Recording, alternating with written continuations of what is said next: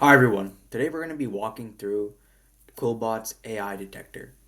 So this can be used in various cases, whether you just want to get an essay checked or you just want to make sure your text doesn't sound robotic. So I think that a good AI detector should be able to differentiate between AI and human generated text well, and that's exactly what QuillBot's AI detector does. So just to show you how powerful it is, I've generated some random text with ChatGPT. So we're going to paste that in.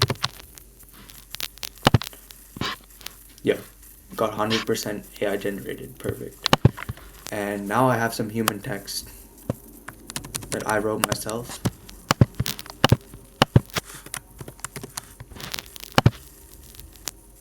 And yeah, 0% of text is likely AI. So it got it spot on, as you can see. So now the problem is that with the free version, you have a word count. So let's say I pasted this in. It says that you've exceeded the 1,200 word limit.